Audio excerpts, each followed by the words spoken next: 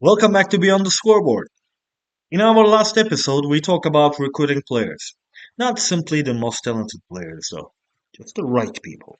Because every scholarship is another brick in the foundation of your program. Well, today, I would like to ask another question. Who is helping you build this foundation?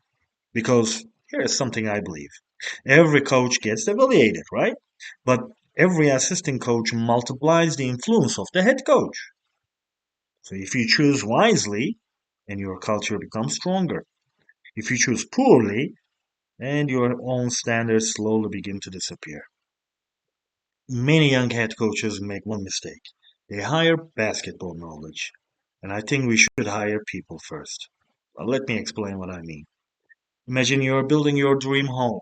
You spend months designing it. You know exactly how you want it to look. Would you then hire builders who don't believe in the same blueprint that you believe? Of course not. Not because they aren't skilled, because every decision they make affects the final result. Well, a basketball program works exactly the same way. Your assistant coaches don't simply teach offense or defense, they teach your standards, they model your culture, they represent your leadership every single day. Eventually, they will spend more time with your players than you do. Think about that. During individual workouts, film sessions, travel, weight room, recovery, hallway conversations, players are consistently watching your staff. If your assistants live differently than you teach, players won't know which standard to follow. Culture doesn't become confusing because players don't understand. It becomes confusing because coaches send different messages. That's why I don't begin an assistant coach interview by asking, what offense or defense do you like to run? Or how do you like to defend ball screens or attack ball screens? Well, don't get me wrong, basketball matters, but it isn't my first question. My first question is much simpler than that. I would say, who are you? Tell me your story. Why do you coach? Who invested in your life? Why do young people matter to you? And why do you believe coaching actually is? Because I don't want someone who simply loves basketball. I want someone who loves developing people through basketball. And there's a huge difference. One builds players, the other one builds lives. I would much rather hire someone who can grow with our program than someone who already believes they know everything. Well, knowledge can be taught. Humility is much harder to teach. I'm looking for assistant coaches who are secure enough to disagree with me privately, but loyal enough to support our decisions publicly. People who challenge my thinking without dividing the program. People who care more about the team's success than personal recognition. People who don't need credit. People who don't recruit players for themselves. People who celebrate when another coach succeeds. And people who understand that every member of the staff serves the same vision. Because if the coaching staff isn't united, players never will be. One lesson I have learned is this: players don't just listen to what coaches teach, they study how coaches treat one another. Do they respect each other? Do they trust each other? Do they disagree professionally? Do they speak well about one another when nobody else is listening?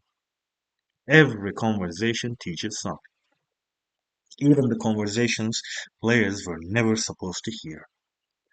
That's why culture begins inside the coaching office long before it reaches the locker room. If we are asking players to become unselfish, we must first demonstrate unselfishness ourselves.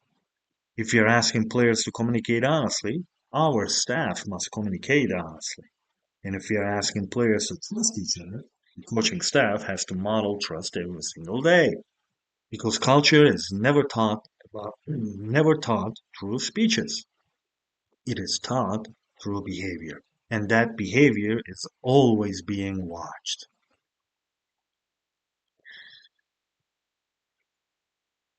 Next, I would like to go even deeper. The question becomes, how do you actually choose the right assistant coach? I would begin with something simple though. I stopped hiring resumes. I hire relationships. A resume tells me where you have coached. Conversations tell me who you are. Before offering someone a position, I want to know how they lead when nobody's watching, how they treat student managers, how they speak about former employers, how they respond when another coach gets promoted instead of them, how they handle disappointment. Because assistant coaches experience disappointment often. Recruiting isn't glamorous every day. Long hours, late nights, missed family events, little recognition. If someone needs constant praise, they probably won't survive.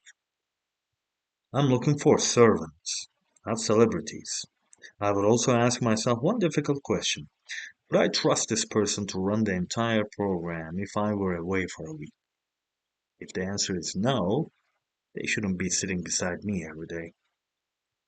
Because assistant coaches aren't there to fill space on the bench. They're preparing to protect the program.